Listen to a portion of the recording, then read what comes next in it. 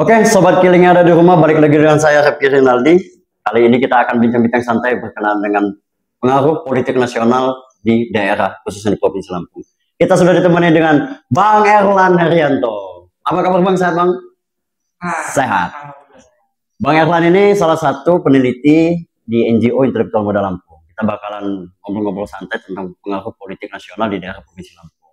Bang, hari ini kan sudah ada 3 pasangan bakal calon presiden dan calon wakil presiden. Ada Pak Prabowo dengan Mas Gibran, kemudian ada Mas Ganjar dengan Pak Mahfud, ada Mas Anies dengan Caimin. Nah, dari ketiga bakal calon ini, Bang, menurut sudut pandang Abang selaku peneliti di NGO Intelektual Muda Lampung, apa nih Bang yang udah Abang lihat dari 3 bakal calon presiden ini pengaruhnya di Provinsi Lampung? Temanya sangat menarik. Oh, kita tahu apa yang menjadi selera Abang. Karena ini apa namanya, kalau saya lihat tema ini adalah tema anak muda banget dan sangat kekinian. Oke, sekarang kita lihat bahwasanya konstelasi politik nasional itu sudah mulai memanas. Ada 3 calon yang tadi sudah disebutkan. Tapi apapun itu, yang perlu kita antisipasi itu adalah terjadinya kembali pembelahan di masyarakat. Tapi sepertinya dengan adanya 3 calon, ada pemecah gelombang, maka tidak akan terjadi pembelahan. Makanya kita bersyukur ada 3 calon. Masyarakat diberikan pilihan. Iya. Kalau kita lihat konstelasi di nasional itu dan kita tarik ke daerah, tambah lebih menarik. Khususnya di Provinsi Lampung. Iya, di Provinsi Lampung. Mengapa? Kalau kita lihat terakhir kali pertemuan antara Bang Notaris Mansubing dan Bang Abi Hasan Muang. Bang Noper ini adalah ketua IKPMI dan Bang Abi adalah ketua KHY. Ini adalah representasi dari PMI dan HMI. Tentu juga adalah representasi dari Mas Anies dan Caimin. Oh iya, karena Caimin punya background sebagai aktivis PMI, kemudian Pak Anies punya background aktivis HMI. Ya. Oke, siap Bang. Dan saya meneliti, saya mengamati, sudah ada beberapa kerja-kerja nyata yang mereka lakukan.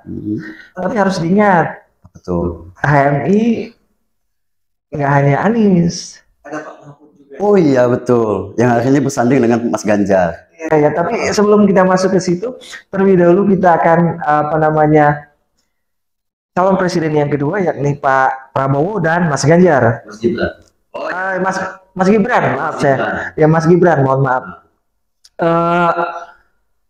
Kalau saya lihat di Lampung, mungkin karena deklarasinya paling akhir. Oh ya, dari kedua pasangan bakal. Iya, jadi saya belum melihat pergerakan relawan ya, bukan partai politik. Oh ya.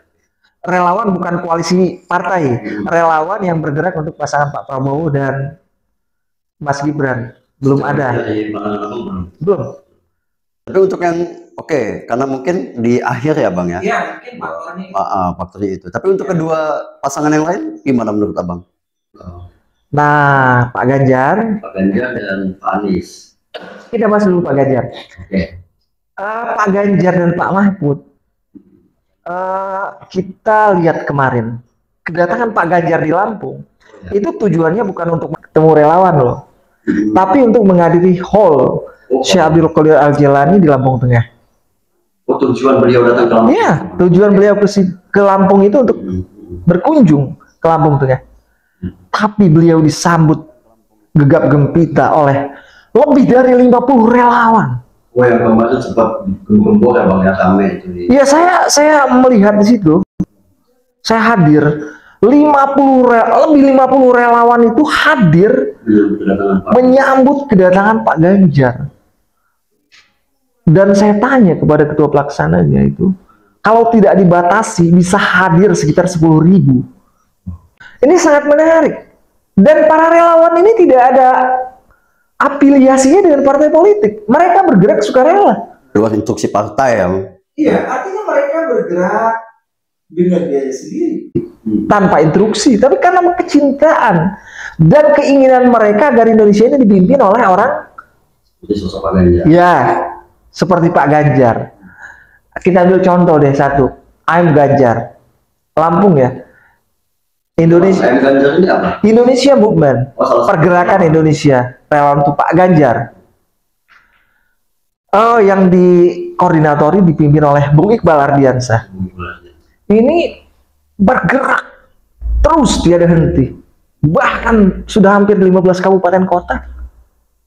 Bukan hanya tingkat kecamatan, tingkat desa. Jadi setiap desa di Provinsi Lampung ini sudah ada ayam ganjarnya, pengurusnya. Kalau dipoles-poles dikit, sampai tingkat RT. Bentuk struktur relawan itu. Ya. Di 15 kabupaten kota seprovinsi Lampung. Ya, Anda bayangkan. Jika tidak hanya ayam ganjar, tapi lebih dari 50 relawan tersebut, strukturnya ada sampai tingkat RT. Ini bagaikan badai yang akan menyapu Provinsi Lampung. Dan badai tersebut, gimana? Sebuah kekuatan super power itu, Bang. Ya, artinya ini sebuah badai yang akan mendorong Pak Ganjar. Kalau ini bergerak dan termanage dengan baik, saya yakin di Provinsi Lampung Pak Ganjar pasti menang. Ya, jadi gini, kawan-kawan yang lain nih, calon-calon presiden yang lain itu belum ada relawannya. Yang bergerak itu baru partai politik. Ini partai belum bergerak, relawan sudah berjibaku dan solid. Dan mereka ini satu sama lain saling support, saling dukung. Ada Jangkar, ada AM Ganjar, ada Ganjaris. Itu keren. Gila. Oke, Sobat Killing, kayak Bang Erlan udah mulai menggebu-gebu nih. Padahal sebetulnya pertanyaan itu untuk segmen kedua. Tapi karena Abang udah masuk, Bang, bukan menyampingkan soal pasangan capres yang lain. Karena saya melihat Bang Erlan udah menggebu-gebu.